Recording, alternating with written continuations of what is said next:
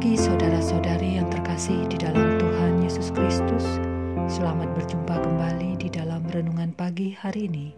Sebelum kita membaca dan merenungkan firman Tuhan, marilah kita bersama-sama mempersiapkan hati dan pikiran kita dan memohon tuntunan Roh Kudus.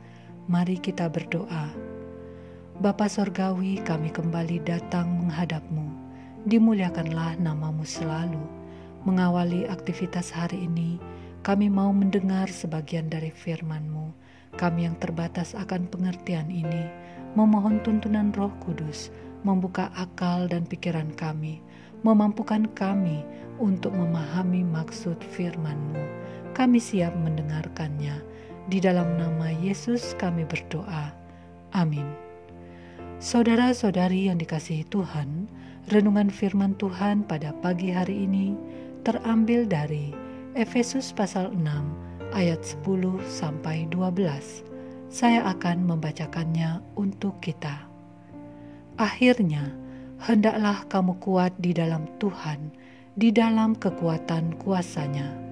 Kenakanlah seluruh perlengkapan senjata Allah, supaya kamu dapat bertahan melawan tipu muslihat iblis.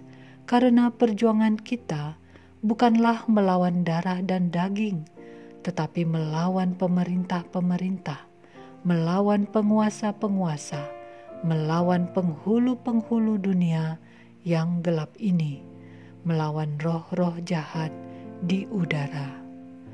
Saudara-saudariku yang terkasih, judul renungan pada pagi hari ini adalah Kuat di dalam Tuhan.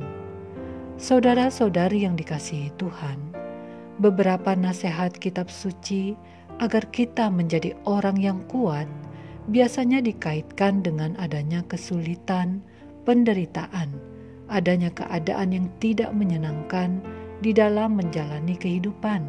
Seperti Kolose 1 ayat 11 berbunyi demikian. Dan dikuatkan dengan segala kekuatan oleh kuasa kemuliaan-Nya untuk menanggung segala sesuatu dengan tekun dan bersabar.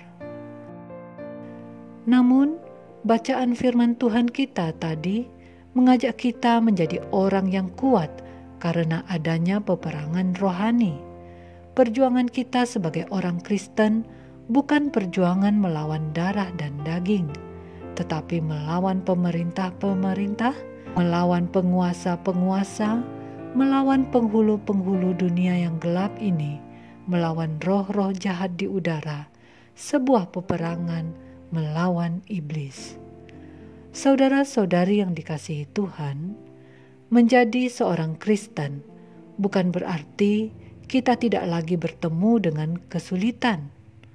Justru sebaliknya, hidup kita tidak lebih tenang karena ada iblis yang senantiasa mengganggu, memulai peperangannya terhadap kita, di mana sejak kita menerima Yesus sebagai Tuhan dan Juru Selamat kita, roh-roh jahat akan menyerang kita.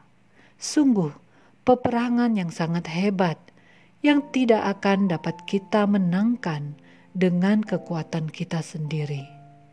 Kita tidak dapat mengandalkan kekuatan kita, tetapi kita sangat tergantung kepada kekuatan yang berasal dari Tuhan, yaitu kekuatan kuasa Tuhan. Kekuatan kuasa yang begitu dahsyat yang membangkitkan Yesus dari kematian. Saudara-saudari yang dikasihi Tuhan, di dalam Kristus kita bukanlah orang yang lemah, karena kita telah diperlengkapi dengan senjata Allah untuk kita pakai bertahan melawan strategi iblis yang ingin menjatuhkan kita, yaitu dengan menggunakan tipu muslihatnya. Dengan tipu muslihatnya, iblis mau menjebak kita agar kita terjerumus di dalam dosa. Iblis tahu kelemahan-kelemahan kita yang cenderung ingin memuaskan diri di dalam kehidupan dunia. Iblis mendorong kita di dalam kehidupan yang berkompromi dengan dosa. Ia yang mampu mengubah marah menjadi benci, dengki, iri hati. Ia juga mampu memberikan tekanan di dalam kehidupan kita. Ia mempergunakan tangan penguasa dunia untuk membuat kehidupan orang percaya tertekan, seperti sulit mendapatkan pekerjaan, sulit mendapatkan kesempatan untuk maju, dan lain sebagainya.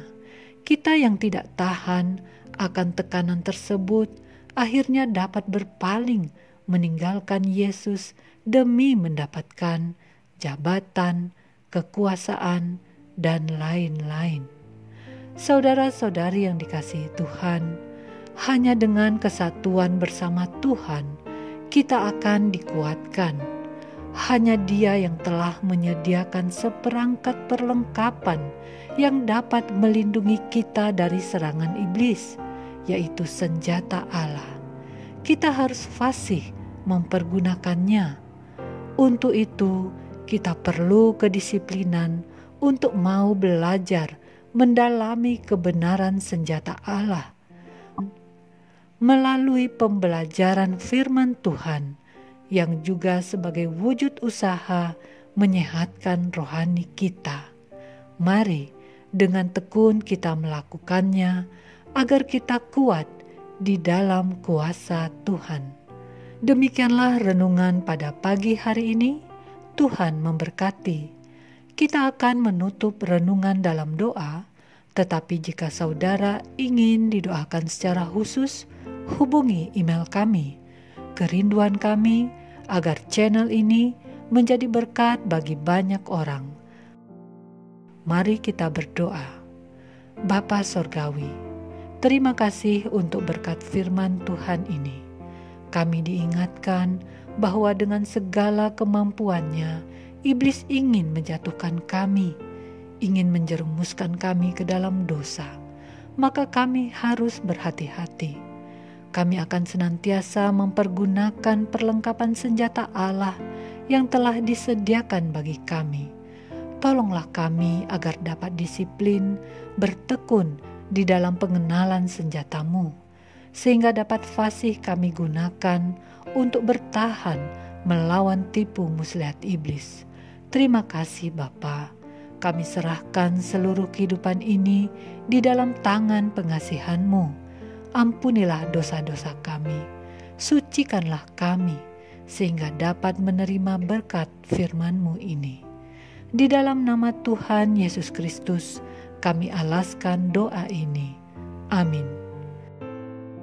Saudara-saudari, mulailah harimu, kiranya kasih dan anugerah Tuhan senantiasa melimpah di dalam kehidupanmu. Muliakanlah Tuhan di dalam setiap aktivitasmu, dan jadilah saksi hidup bagi firman-Nya. Roh Kudus menyertai kita semua. Sampai berjumpa kembali di renungan berikutnya. Tuhan Yesus memberkati.